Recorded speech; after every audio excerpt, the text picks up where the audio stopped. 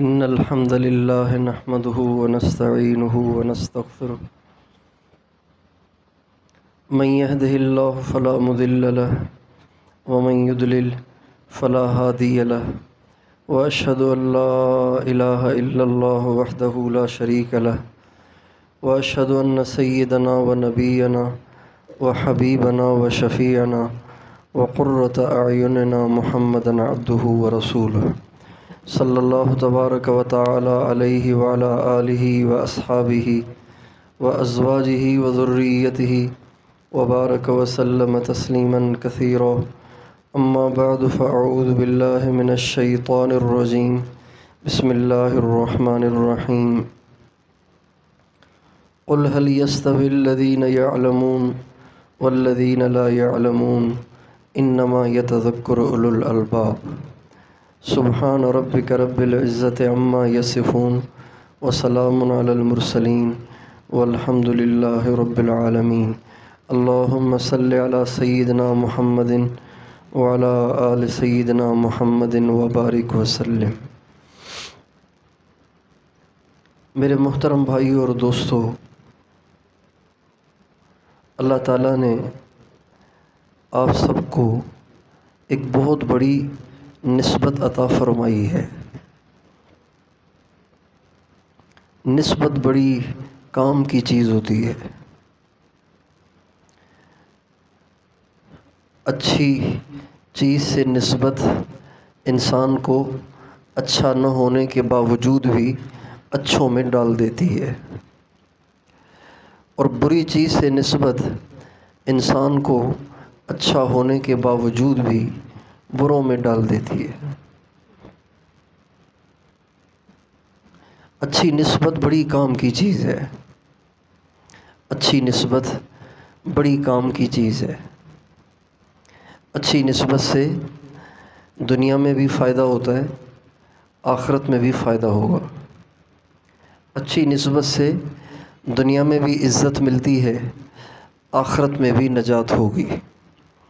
سرکار دو عالم صلی اللہ علیہ وسلم کا ارشاد ہے،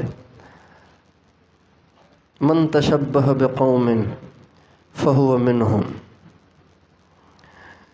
اور ایک دفعہ ایک صحابی رسول صلی اللہ علیہ وسلم ہمارے نبی کی خدمت میں حاضر ہوئے کہ یا رسول اللہ، پریشان تھے۔ آپ نے فرمایا کیوں پریشان ہو؟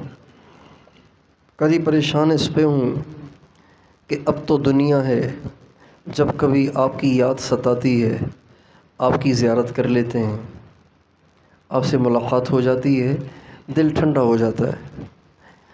جب دنیا سے ہم چلے جائیں گے تو آپ تو پتہ نہیں کس جنت میں ہوں گے، ہماری تو وہاں رسائی نہیں ہوگی، ہم تو امتی ہیں، تو ہم تو بہت نیچے ہوں گے۔ پریشان اس پہ ہوں کہ جب جنت میں آپ سے ملاقات نہیں ہوگی تو جنت میں مزہ کیسے آئے گا؟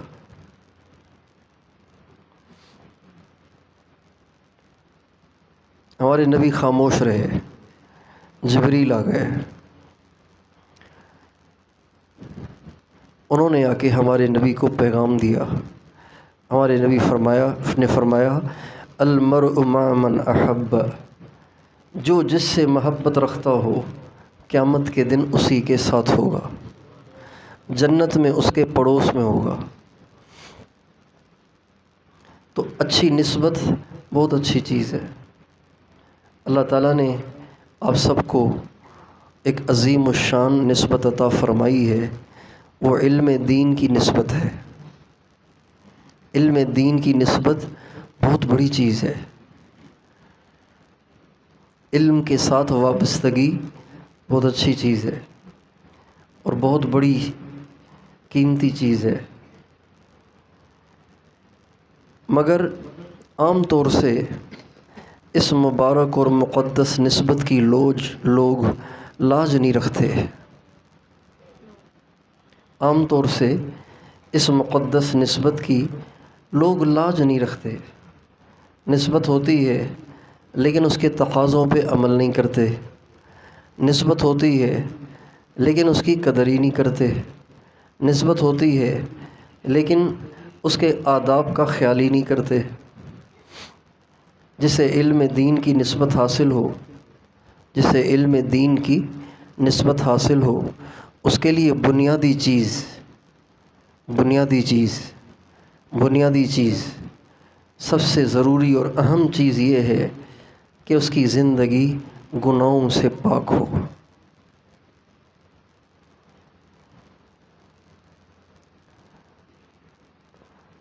جس علم پہ عمل نہ ہو وہ علم پکڑ کا باعث ہے، اور جس علم پر عمل ہو وہ عزت کا، سرخروئی کا اور نجات کا باعث ہوتا ہے۔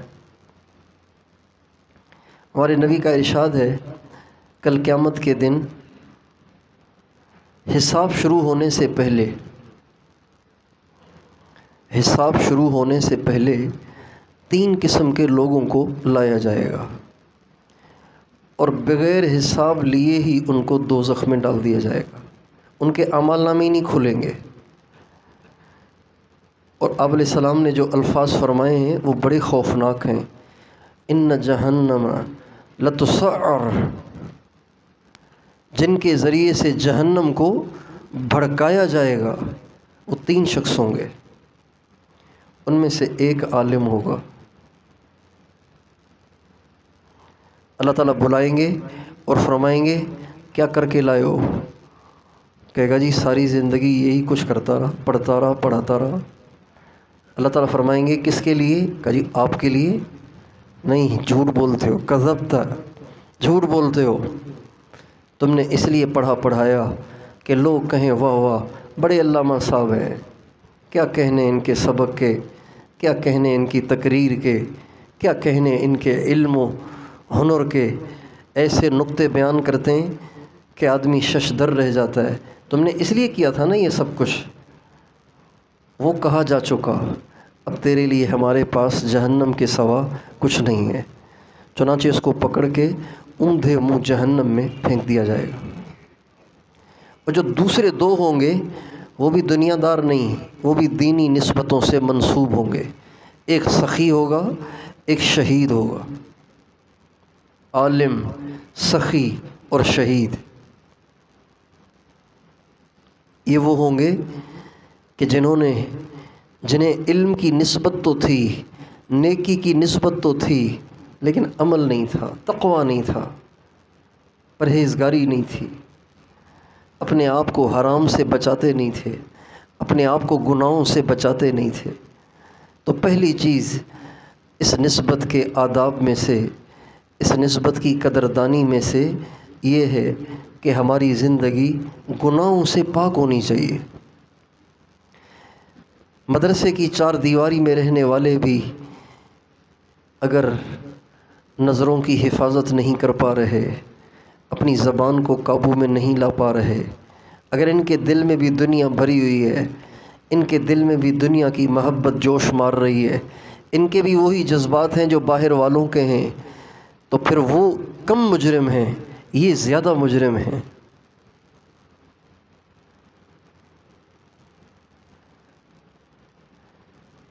یونیورسٹی میں بدنظری کرنے والا کم مجرم ہے، مدرسے میں رہ کر بدنظری کرنے والا بڑا مجرم ہے،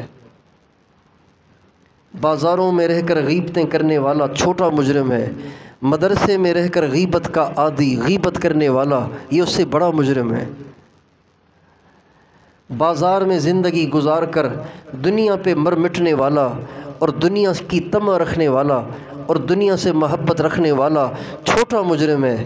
بخاری پڑھتے ہوئے، جلالین پڑھتے ہوئے، مشکات پڑھتے ہوئے، قدوری پڑھتے ہوئے، ترجمہ تفسیر پڑھتے ہوئے دنیا سے محبت کرنے والا، دنیا کو دل میں بسانے والا، دنیا کے جذبات اور خواہشات کو رکھنے والا اس سے بڑا مجرم ہے۔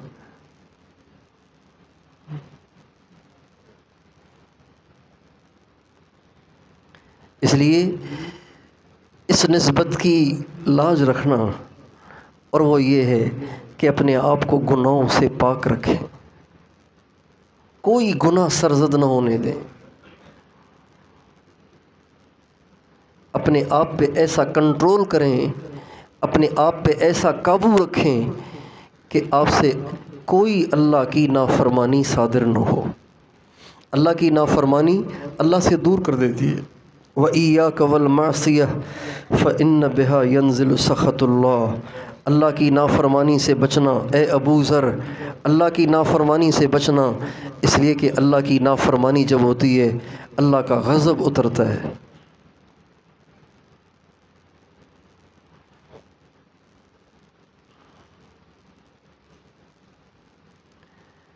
اس لیے مدارس میں پڑھنے والے بچوں میں تقویٰ کا ہونا زیادہ ضروری ہے۔ دیکھیں یہ مدارس صرف صرف جاننے والا اور نحو جاننے والا فرد پیدا کرنے کے لیے نہیں ہے۔ یہ مدارس صرف فرفر گردانے کرنے والے اور عربی کی ترکیبیں جاننے والے اور فقہ کی جزیات کا علم رکھنے والے بنانے کے لیے نہیں بنائے گئے۔ یہ مدارس ایسے رجال کے بنانے کے لیے بنائے گئے ہیں کہ جو علم میں بھی کمال رکھتے ہوں، علم میں بھی رسوخ رکھتے ہوں اور نسبت مع اللہ کے بھی حامل ہوں، ان کا اللہ سے تعلق بھی مضبوط ہو، ان کا تقویٰ بھی کامل ہو، ان کا توکل بھی کامل ہو، وہ دنیا میں کچھ نہ چاہتے ہوں، ان کو دنیا سے سروکار نہ ہو۔ ہمیں دنیا سے کیا مطلب، مدرسہ ہے وطن اپنا، مریں گے ہم کتابوں پر، کفن ہوں گے ورق اپنا، ورق ہوں گے کفن اپنا۔ یہ اس دور کے دیوبند کے طلباء کے اشعار ہیں۔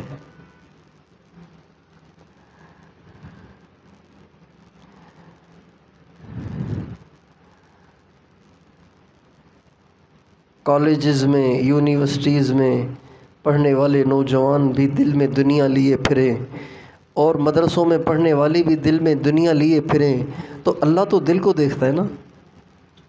وَلَٰكِنْ يَنْظُرُ إِلَىٰ قُلُوبِكُمْ وَأَعْمَالِكُمْ، اللہ تمہاری شکلوں کو نہیں دیکھتے، اللہ تمہارے دل کو دیکھتے کہ اس میں کیا ہے۔ اللہ تعالیٰ فرماتے ہیں أَفَلَا يَعْلَمُ إِذَا بُعْثِرَ مَا فِي الْقُبُورِ وَحُصِّلَ مَا فِي الصُّدُورِ۔ اللہ اکبر، جانتے نہیں ہو قبر سے اٹھایا جائے گا اور سینے کو چیر کے دیکھا جائے گا کہ اندر کیا ہے۔ افلا یعلم، جانتے نہیں ہو۔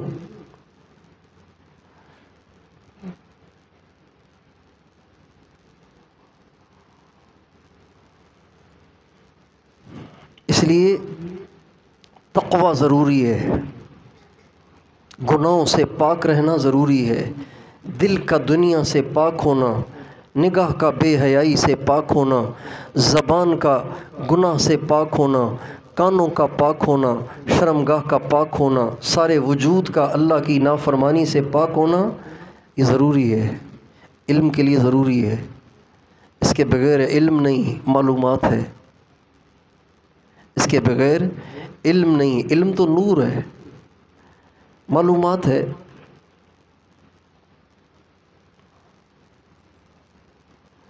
انسان اگر کسی چیز کا عزم کر لے تو اس کو کرنا اللہ پاک اس کے لیے آسان کر دیتے ہیں۔ اگر ایک انسان طے کر لے نا میں نے کوئی گناہ نہیں کرنا، کچھ بھی ہو جائے، چاہے نفس مجھے کتنا مجبور کرے، میں نے نہیں کرنا، تو انسان اگر عزم کر لے تو ہو سکتا ہے۔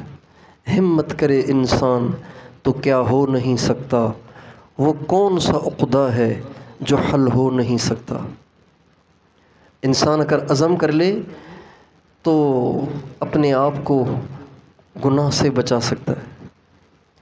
قطب الاقطاب شیخ الحدیث مولانا محمد زکریا صاحب رحمۃ اللہ علیہ نے فضائل صدقات میں ایک بزرگ کا واقعہ لکھا ہے۔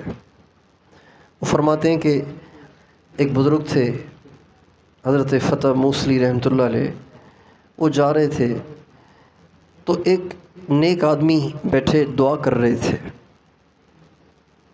لیکن دعا اس طرح کر رہے تھے کہ ان کی ہتھیلیاں ان کے چہرے پہ رکھی ہوئی تھیں، یوں دعا کر رہے تھے، اور ان کی ہتھیلیوں، ان کی انگلیوں کے بیچ سے آنسو بھی بہہ رہے تھے۔ پتہ چل رہا تھا کہ رو رہے ہیں، لیکن عجیب بات یہ تھی کہ ان کے آنسوؤں میں خون کی آمیزش بھی تھی، گلابی گلابی سے ان کے آنسو ہو رہے تھے۔ یہ بڑے حیران ہوئے، عجیب آدمی ہے، ایسا غم، اتنا درد کہ آنسوؤں میں خون کی آمیزش، تو وہیں بیٹھ گئے۔ جب وہ فارغ ہوئے تو انہوں نے قسم دے کے کہا، میں تجھے تیرے رب کی قسم دیتا ہوں، تو مجھے بتا تو کیوں رو رہا تھا؟ کہنے لگے آپ نے بڑے کی قسم دے دی ہے، ورنہ میں کبھی نہ بتاتا، آپ نے بہت بڑے کی قسم دے دی ہے اس لیے بتا رہا ہوں۔ میں اس پہ رو رہا ہوں کہ مجھ سے اللہ کا حق ادا نہیں ہوا۔ جیسے کسی بچے کو ماں کے مرنے کے بعد افسوس ہو، وہ ماں جو سسکتے سسکتے بستر پر مر گئی اور اس کا علاج نہ ہو سکا، اس کا پیشاب اور پاخانہ نہ اٹھ سکا، اس کے کپڑے نہ بدل سکے، آخری ایام میں اس کی یہ کیفیت رہی، اور بچوں نے پوچھا ہی نہیں۔ اب جب چلی گئی تو اب بچہ رو رہا ہے، ہائے کچھ نہ ہو سکا، کہاں سے لاؤں اب اسے؟ کہہ رہے میں اس لیے رو رہا ہوں کہ مجھ سے اللہ کا حق ادا نہیں ہوا۔ تو کہا ٹھیک ہے، پھر یہ آنکھوں سے آنسوں کے ساتھ خون کیوں آ رہا تھا؟ کہ اس خوف سے کہ کہیں یہ رونا اللہ کے ہاں مردود نہ ہو، جھوٹا نہ ہو۔ اگر اللہ کہہ دے کہ ڈرامے کرتا ہے، فنکاری کرتا ہے، چل یہاں سے، تو میں کیا کہوں گا؟ یہ تو کہہ نہیں سکتا ہوں کہ نہیں اللہ میں تو بڑا نیک ہوں، اللہ تو دل کے بھید بھی جانتا ہے۔ تو یہ ڈر رہا تھا کہ کہیں اللہ یہ نہ کہہ دے کہ تیرے آنسو جھوٹے تھے، اس لیے بہرحال وہ بڑے متاثر ہوئے۔ کچھ عرصے کے بعد ان کا انتقال ہو گیا، وہ جو رو رہے تھے ان کا انتقال ہو گیا۔ خواب میں انہوں نے دیکھا ان کو، کہ کیا ہوا؟ کہ بخشش، کہ کیا ہوا؟ کہ اللہ نے اپنے سامنے بلایا اور وہ سوال جو آپ نے کیا تھا نا وہ اللہ نے بھی کر دیا۔ اس دن رو کیوں رہے تھے تم؟ اللہ نے پوچھا رو کیوں رہے تھے؟ کہ اللہ اس لیے رو رہا تھا کہ آپ کا حق ادا نہیں ہوا۔ کہ پھر آنسوؤں میں خون کیوں تھا؟ کہ اللہ اس لیے کہ یہ آنسو جھوٹے نہ ہوں، آپ کے ہاں مردود نہ ہوں۔ تو اللہ تعالیٰ فرمانے لگے میری عزت کی قسم، میرے جلال کی قسم، 40 برس سے فرشتہ برائی لکھنے والا جب تیرے اعمال نامے آ رہے تھے، 40 برس سے تیرے اعمال نامے میں کوئی برائی لکھی ہوئی نہیں تھی۔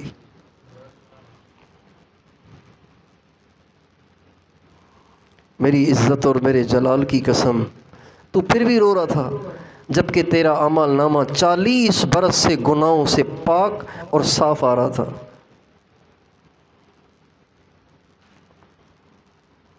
ایسے لوگ بھی تھے جو 40 برس تک کوئی گناہ نہیں کرتے تھے۔ تو انسان اگر نیت کر لے تو سب ہو سکتا ہے۔ آپ سارے بچے، سارے نوجوان یہ نیت کریں، انشاءاللہ کبھی اپنے اوپر شیطان اور نفس کو غالب ہونے نہیں دینا، ہمیں گناہوں سے اپنے آپ کو ضرور بچانا ہے۔ بچیں گے انشاءاللہ؟ بچیں گے نا؟ اور اگر کبھی خطا ہو جائے تو پھر اس میں تاخیر نہ کریں، فوراً توبہ طائب ہو کر رو دھو کے اللہ سے معاف کروا لیں۔ چائے کا دھبا کپڑے پہ لگ جائے اور اس کو دھونے میں تاخیر کی جائے تو وہ پکا ہو جاتا ہے، پھر وہ نہیں اترتا۔ توبہ میں تاخیر نہیں کرنی چاہیے۔ حضرت علی فرماتے ہیں، آپ علیہ السلام کا ارشاد ہے 3 چیزوں میں تاخیر نہ کرو، ان میں سے ایک یہ بھی ہے کہ جب گناہ ہو جائے تو پھر توبہ میں تاخیر نہ کرو، فوراً رو دھو کے اللہ سے معافی مانگ لو۔ یہ بھی تقویٰ کا ایک درجہ ہے۔ تو اپنے آپ کو گناہوں سے پاک رکھیں گے نا۔ دوسری چیز یہ ہے کہ آپ اسلام کے نمائندے ہیں، اسلام کے ایجنٹ ہیں۔ آپ اسلام کے ایجنٹ ہیں۔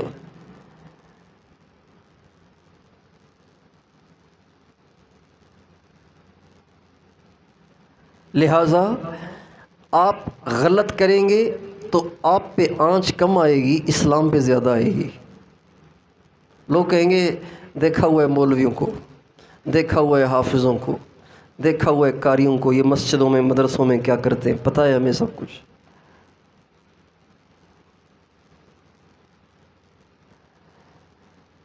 اور اگر آپ اچھے ہو جائیں گے تو آپ کے ذریعے اسلام کی نیک نامی ہوگی، آپ کے ذریعے اسلام کی نیک نامی ہوگی، اسلام کی طرف لوگوں کو رغبت ہوگی۔ جو دین سے بیزار قسم کے لوگ ہیں وہ دین کی طرف مائل ہوں گے، راغب ہوں گے، اگر ہمارا اپنا کردار اچھا ہوگا۔ تو دوسری درخواست یہ ہے کہ ہم ہر چیز میں سنت کی پیروی کی کوشش کریں، اتباع سنت کی کوشش کریں، سر سے لے کے پاؤں تک 24 گھنٹے کی زندگی حضرت محمد صلی اللہ علیہ وسلم کے طریقے پر گزارنے کی کوشش کریں۔ ہماری زندگی کا کوئی کام سنت سے ہٹ کے نہ ہو، اللہ کی نافرمانی کے ساتھ نہ ہو۔ ہر کام میں، ہر بات میں ہمیں اس بات کا لحاظ کرنا ہے کہ میرے نبی کا کیا طریقہ ہے۔ سب سے زیادہ سنت کو اپنانے کے مستحق آپ ہیں۔ اگر آپ کی زندگیاں سنت سے ہٹی ہوئی ہوں گی تو بتاؤ پھر کس سے گلہ کیا جائے کہ وہ سنت پہ نہیں چلتا؟ جب انبیاء کے وارث ہی سنت پہ نہیں چلتے، انبیاء کے وارث ہی کی زندگی سنت سے ہٹی ہوئی ہے، تو باہر کے لوگوں سے کیا گلہ کیا جائے؟ اس لیے سر سے لے کے پاؤں تک 24 گھنٹے آپ ایسے گزارنے کی کوشش کریں جیسے ہمارے آقا نے گزارے تھے۔ آپ کا بولنا بھی ویسا، آپ کا چلنا بھی ویسا، کھانا پینا بھی ویسا، آپ کے اخلاق بھی ویسے، آپ کا کردار بھی ویسا، آپ کا انداز بھی ویسا، آپ کا رہن سہن ویسا۔ اپنی پوری زندگی کو سنت سے مزین کر لیں۔ بڑی حیرت ہوتی ہے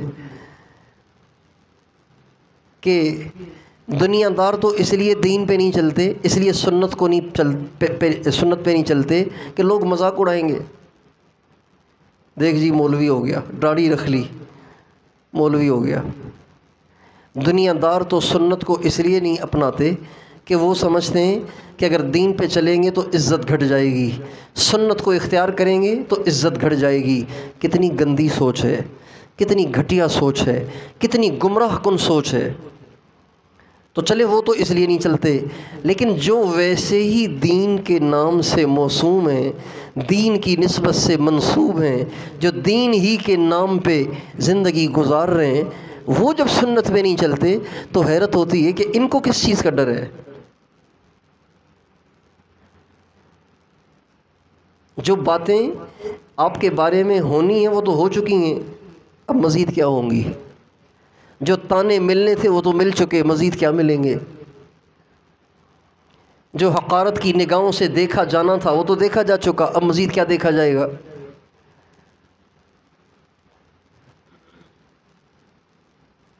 تو ہمارا سنت سے ہٹ کے اپنے اوقات کو گزارنا یہ قابل تعجب ہے، یہ حیران کن ہے، اور کتنی کم قسمتی اور محرومی کی بات ہے کہ ہم دین سے منسوب ہو کر بھی ہم سنت سے محروم ہوں اور سنت کی زندگی نہ گزار رہے ہوں۔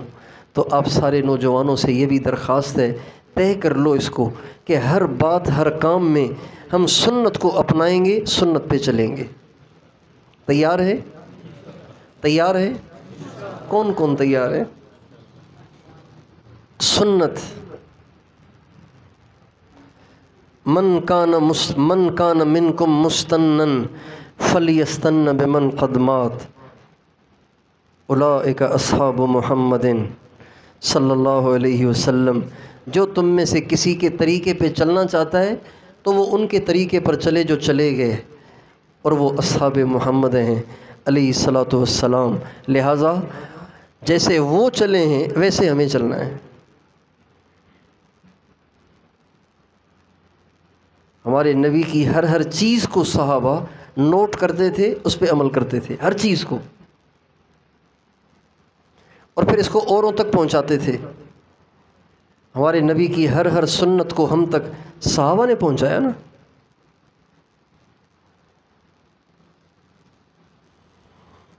تو اپنی زندگی سنت سے مزین کریں۔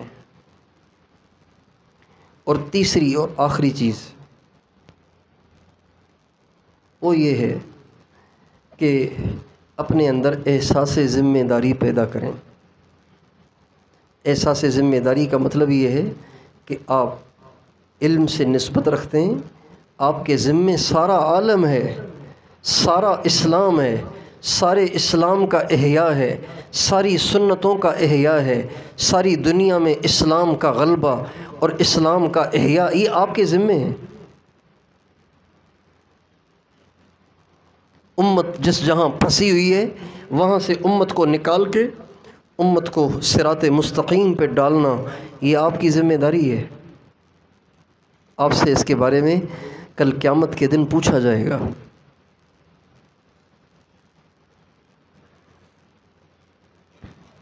علماء انبیاء کے وارث ہیں۔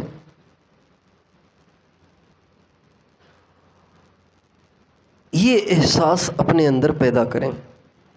بہت سے طلباء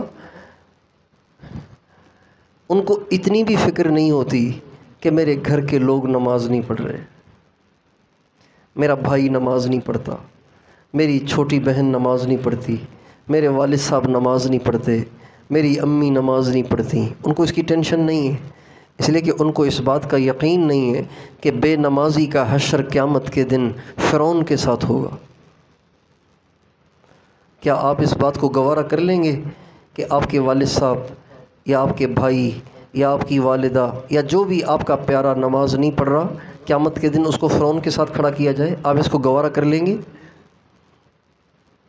احساس پیدا کریں اپنے اندر، اپنے گھر کا بھی، اپنے محلے کا بھی، اپنے تعلق والوں کا بھی، اور ساری امت مسلمہ کا۔ ہمارے نبی کا ارشاد ہے، الراحمون یرحمہم الرحمن، رحم کرنے والوں پہ رحمان بھی رحم کرتا ہے۔ ارحموا من فی الارض یرحمکم من فی السماء، تم ان سب پہ رحم کرو جو زمین میں رہتے ہیں تو پھر وہ تم پہ رحم کرے گا جو آسمان میں ہے۔ من کلمہ عام ہے، سب پر رحم کرو، صرف اپنے گھر پر نہیں، اپنے محلے پر نہیں، سب پہ رحم کرو، سارے عالم کے سارے انسانوں پہ رحم کرو کہ یہ کیسے دوزخ سے بچ جائیں۔ اس جذبے کو اپنے دل میں اجاگر کریں، یہ احساس ذمہ داری اپنے اندر پیدا کریں، اور جہاں جہاں تک آپ کی رسائی ہے وہاں تک آپ محنت کریں، کوشش کریں گے کوشش انشاءاللہ۔ اور آخری مختصر سی بات یہ کہ تہجد کا ضرور اہتمام کیا کریں، تہجد کا ضرور اہتمام کریں۔ تہجد صالحین کا شعار ہے، تہجد سے انسان گناہوں سے بچتا ہے، اور تہجد کے وقت دعائیں قبول ہوتی ہیں، اور تہجد پڑھنے والے کو اللہ کا قرب حاصل ہوتا ہے، اللہ کی معرفت حاصل ہوتی ہے۔ اور تہجد کے وقت میں تہجد پڑھنا، دعا کرنا، یہ بہت بڑی نیکی ہے۔ آپ علیہ السلام کا ارشاد ہے، سب سے افضل نماز فرض کے بعد وہ صلاۃ اللیل ہے، تہجد کی نماز ہے۔ ہمارے ایک نبی کے صحابی ہیں عبداللہ ابن عمر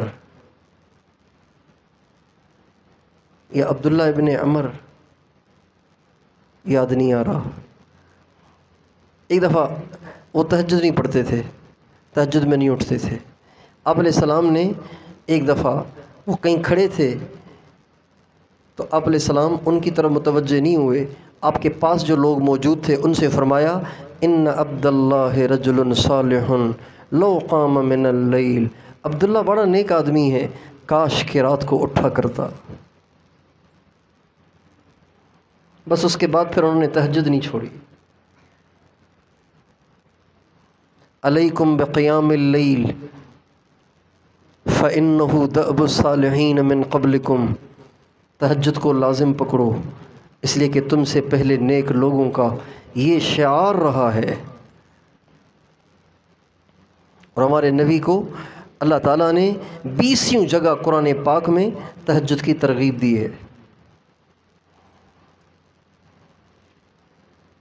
یا ایھا المزمل قم اللیل الا قلیلا نصفہ او انقص منہ قلیلا او زد علیہ ورتل القرآن ترتیلا انا سنلقی علیک قولا ثقیلا ان ناشئۃ اللیل ہی اشد وطئا واقوم قیلا ان لک فی النہار سبحا طویلا واذکر اسم ربک وتبتل الیہ تبتیلا رب المشرق والمغرب لا الہ الا هو فاتخذہ وکیلا۔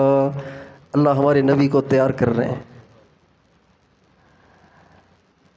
وَمِنَ اللَّيْلِ فَاسْجُدْ لَهُ وَسَبِّحْهُ لَيْلًا طَوِيلًا۔ آپ نہیں پڑھیں گے تو کون پڑھے گا؟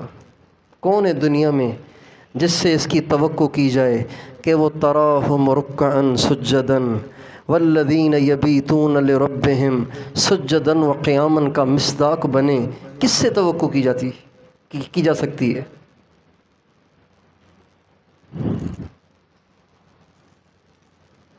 جو نوجوان سارا دن لڑکیوں کے جھرمٹ میں رہتے ہیں ان سے توقع کی جائے کہ وہ تہجد پڑھیں گے؟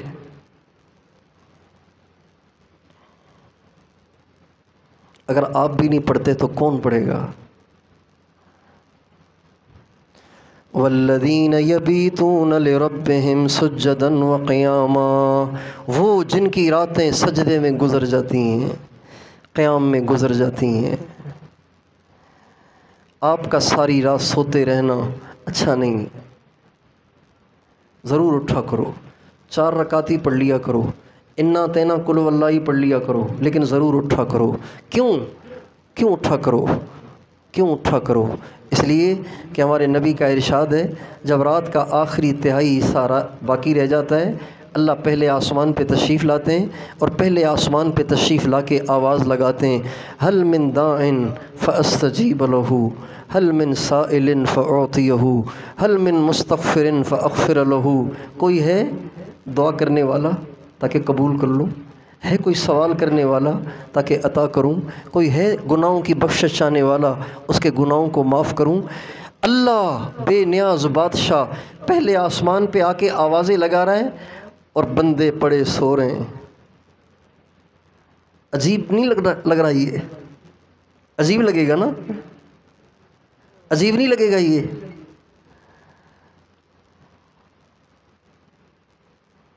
باپ کھڑا ہوا ہے، بیٹا کرسی پہ ٹانگ رکھ کے بیٹھا ہوا ہے، اچھا لگے گا؟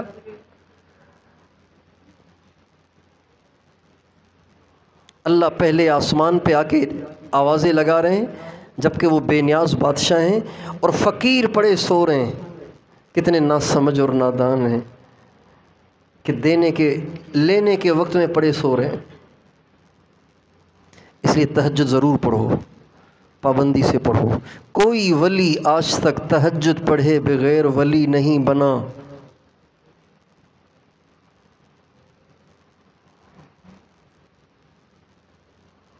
کوئی ولی آج تک تہجد پڑھے بغیر نہیں بنا۔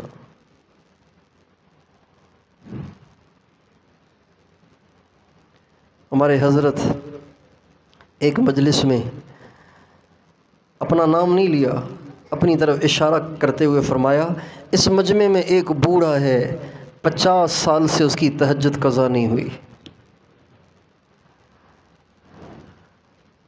اس مجمع میں ایک بوڑھا ہے 50 سال سے اس کی تہجد قضا نہیں ہوئی۔